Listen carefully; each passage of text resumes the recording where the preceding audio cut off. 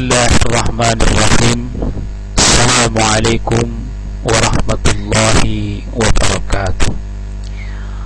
Alhamdulillah allazi ja'alana khairal makhluqin. Asyhadu an la ilaha illallah wahdahu la syarika lah. Wa asyhadu anna sayyidana Muhammad ibnu Abdillah la nabiyya ba'dah.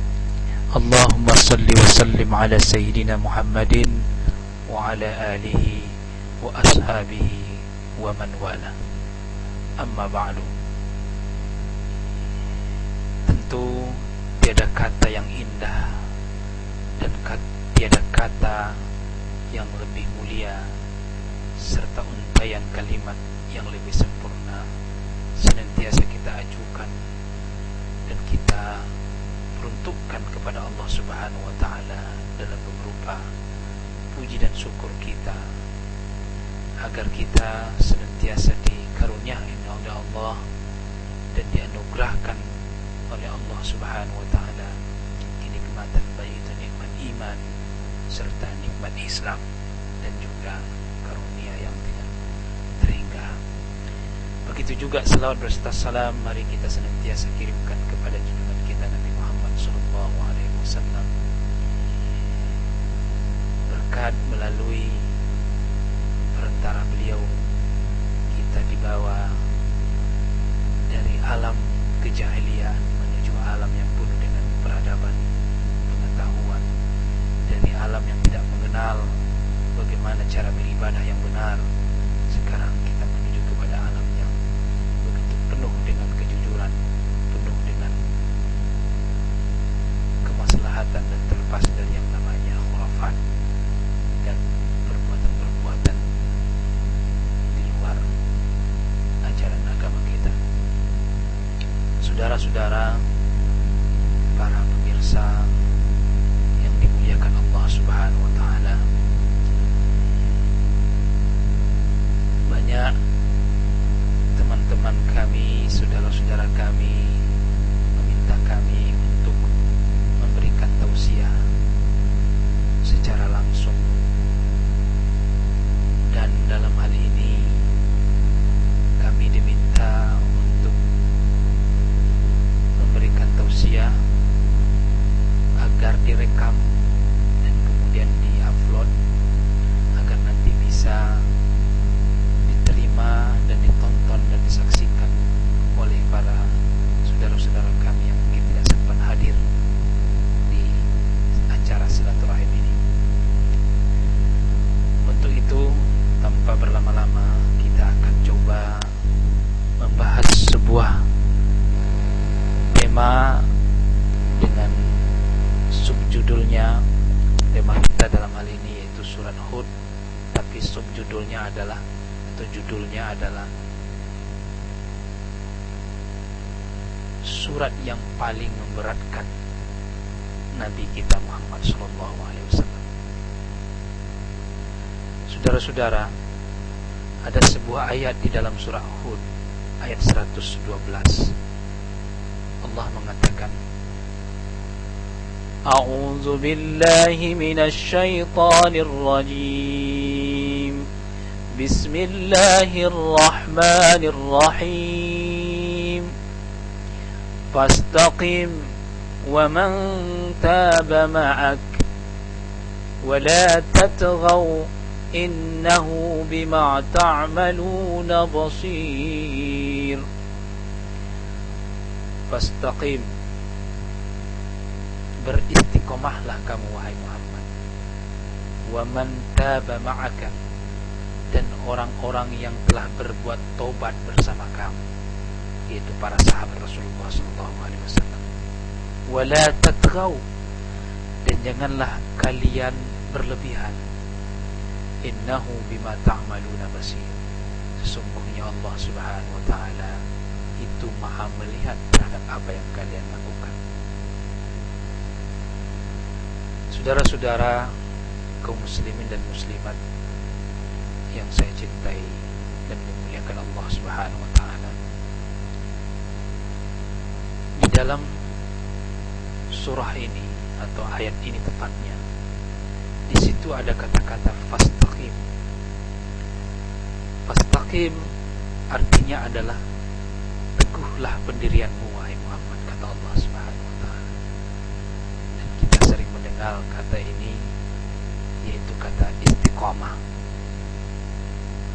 Istiqomah itu berasal dari kata al-qiyam. Al-qiyam itu berdiri. Berdiri itu artinya sempurna, tegak. Maka kalau di dalam beribadah, yang lebih afdal itu beribadah dengan cara berdiri. Meskipun kita dibolehkan duduk bagi yang tidak mampu berdiri, dan bagi yang tidak mampu duduk mungkin bisa berbaring, dan begitu seterusnya. Maka ada kata-kata iqamatus shalah, dirikanlah salat. Tidak ada us-shalah, karena ada itu artinya melaksanakan, ya sekedar melaksanakan. Jadi nilai iqamah itu lebih tinggi daripada nilai ada, karena terkandung dalamnya sikap keteguhan dan sikap yang disebut dengan kemantapan di dalam beribadah. Maka kita lihat kalau di bulan Ramadan ada namanya qiyamul lail. Qiyamul lail artinya mendirikan malam, berarti menghidupkan malam itu, yang mungkin malam itu sunyi menurut orang, dan bagi orang yang mantap imannya dan pendiriannya dihidupkannya, maka orang disebut dengan qaimul lail, orang yang mendirikan malam. Saudara-saudara, di dalam ayat ini Allah menyuruh Rasulullah SAW istiqamah, dan istiqamah itu artinya tegakkan pendirian, luruskan pendirian. Atau lebih gampang kita memahaminya adalah kontinuitas, keberlangsungan. Hendaklah di dalam beribadah, hendaklah dalam melaksanakan yang namanya aktivitas ibadah itu ada sifatnya berkesinambungan, ada sifatnya yang disebut dengan keberlangsungan atau kontinuitas. Allah lebih mencintai, saudara-saudara, orang yang beribadah, mungkin ibadahnya sedikit, mungkin kualitasnya sedikit, tetapi saudara-saudara, dia selalu beribadah, dia selalu melaksanakannya, daripada orang-orang yang mungkin dia beribadahnya sekaligus, tapi untuk hari itu saja, dan lain-lainnya dia lupakan. Nah, di dalam tafsir para ulama, ternyata Rasulullah SAW pernah mengatakan kepada sahabatnya, qala Rasulullah SAW, syayyabatni suratu Hudin wa akhwatuha. Sungguh surat Hud ini dan saudara-saudaranya telah membuat uban-kubannya, artinya membuat tua. Saudara-saudara, apa maksudnya? Dalam surah Hud, yaitu ayat 112 itu, dan saudara-saudaranya, artinya yang ada kata-kata istiqomah di dalamnya, itu yang membuat Rasulullah SAW berubah. Itu yang membuat Rasulullah menjadi lemah. Lemah dalam artian karena dia adalah manusia biasa, karena beliau adalah manusia seperti kita juga. Dan ini mengindikasikan kepada kita, dan ini menunjukkan kepada kita bahwasanya istiqomah itu tidaklah gampang, tidaklah perkara mudah, saudara-saudara. Tetapi Rasulullah mengajarkan kepada kita melalui ayat ini, dan Allah langsung menuntut Rasulullah SAW, kamu harus istiqomah wahai Muhammad.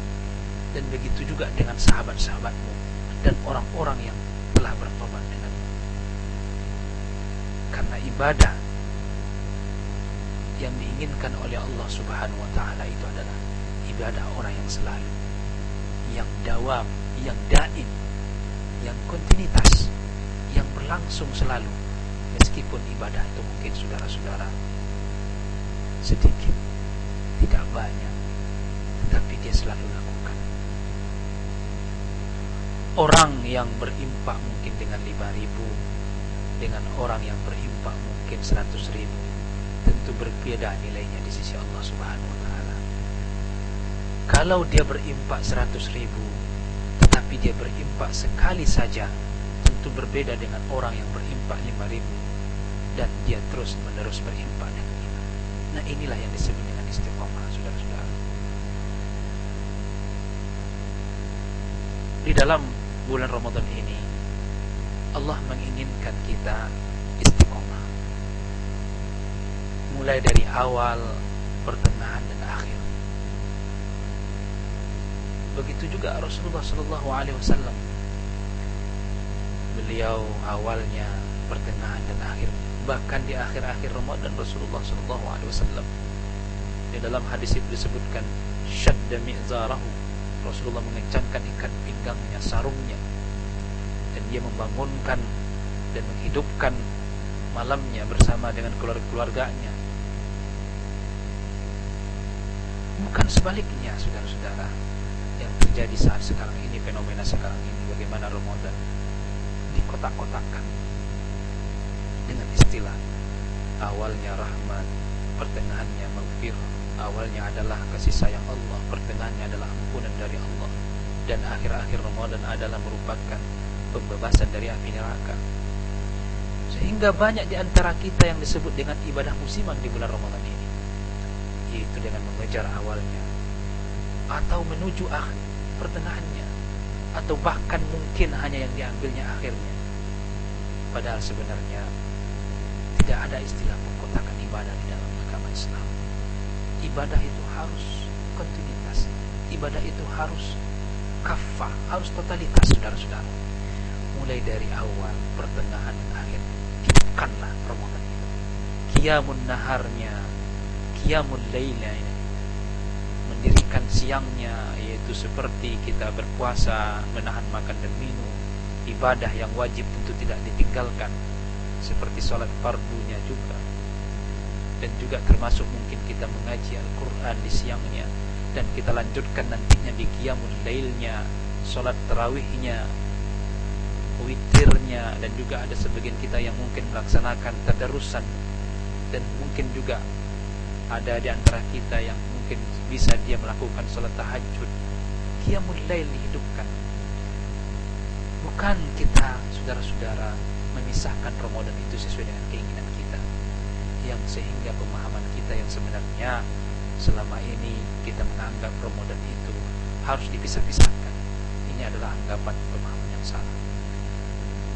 Allah Subhanahu wa ta'ala lebih mencintai seorang hamba yang beribadah karenanya, bukan karena ingin target, bukan karena ada satu target yang ingin dicapai, yaitu, saudara-saudara, target yang disebut dengan target duniawi, yaitu bagaimana rezekinya melimpah. Maka dia nanti menghidupkan malam-malam pertama saja, dan banyak yang lainnya. Padahal sebenarnya, saudara-saudara, kalau kita beribadah sesuai dengan tuntunan, sesuai dengan syariah, sesuai yang diinginkan oleh Allah dan Rasulnya, tentu rezeki itu akan mudah datang sebenarnya pada kita. Tapi Allah mungkin masih jauh dari kita, mungkin kurang rahmatnya kepada kita, karena kita beribadah tidak sesuai dengan tuntunannya. Ibadah diterima karena dua. Pertama, karena lillahi ta'ala, betul-betul karena Allah Subhanahu wa ta'ala. Dan ingat bahwasanya Allah itu tidak butuh dengan ibadah kita, tapi kita butuh kepada Allah. Dan untuk mendapatkan rahmatnya Allah itu, maka kita harus beribadah kepada Allah. Dan yang kedua, ibadah itu haruslah sesuai dengan tuntunan syariat, baik menurut Allah maupun menurut Rasulullah SAW. Mudah-mudahan ini memberikan sebuah inspirasi bagi kita dan motivasi untuk kita meningkatkan ibadah. Dan ingat sekali lagi, bahwa istiqomah adalah merupakan perkara yang termasuk susah, dan tetapi kita diminta oleh Allah Subhanahu wa taala dan diinstruksikan oleh Allah Subhanahu wa taala untuk selalu istiqomah. Dan inilah yang mungkin menjadi pembeda kita dengan orang-orang yang mungkin beribadah, yang mungkin ibadahnya sesekali saja, dengan orang yang beribadah terus dan menerus, meskipun ibadah yang menurut kita itu sedikit, tapi Allah menganggap dia adalah luar biasa. Kenapa? Karena kita istiqomah dan selalu melaksanakannya. Mudah-mudahan memberikan pencerahan. Semoga kita selalu menjadi orang-orang yang mustaqimin, orang yang selalu istiqomah dalam melaksanakan ibadah. Wabillahi taufiq wal hidayah. Wassalamualaikum warahmatullahi